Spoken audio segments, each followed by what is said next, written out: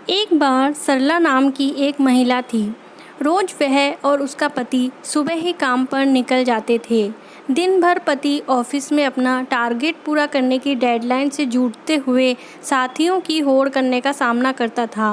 Boss से कभी प्रशंसा तो नहीं मिली और तीखी कटीली आलोचना चुपचाप सहता रहता था। पत्नी सरला भी एक प्राइवेट कंपनी में जॉब करती थी। वह अपने ऑफिस में दिन भर परेशान रहती थी। ऐसी ही परेशानियों से जूझकर सरला लौटती थी और खाना बनाती थी। शाम को घर में प्रवेश करते ही बच्चों को वे दोनों नकारा होने के लिए डांटते थे।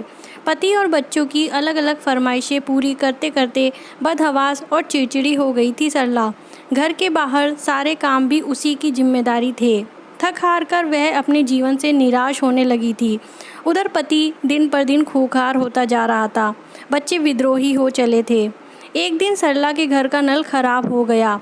उसने प्लम्बर को नल ठीक करने के लिए बुलाया। प्लम्बर ने आने में देर कर दी। पूछने पर बताया कि साइकिल में पंक्चर के कारण देरी हो गई। घर से लाया गया खाना भी मिट्टी में गिर गया और ड्रिल मशीन खराब हो गई। जेब से पर्स भी गिर गया। इन सब का बोझ लिए वह नल ठीक करता रहा। काम पूरा होने के बाद सरला को दया आ गई। वह उसे गाड़ी में छोड़ने चली गई। प्लम्बर ने उसे बहुत आदर से चाय पीने का आग्रह किया।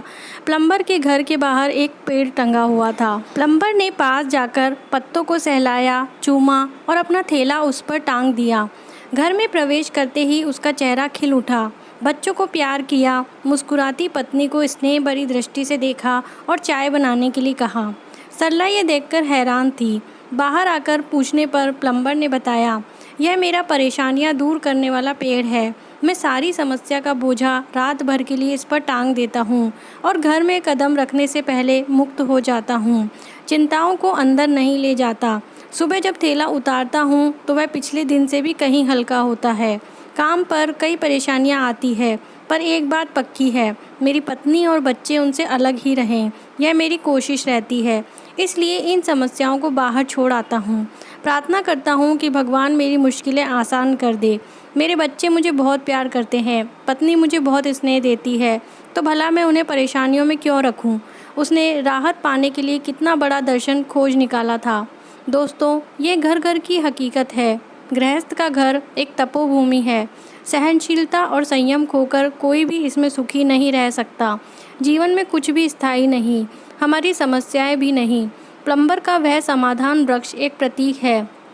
क्यों ना हम सब भी एक एक वृक्ष ढूंढ लें, ताकि घर की दहलीज पार करने से पहले अपनी सारी चिंताएं बाहर ही टांग आएं। कहानी अच्छी लगे तो इसे लाइक करके शेयर ज़रूर करें।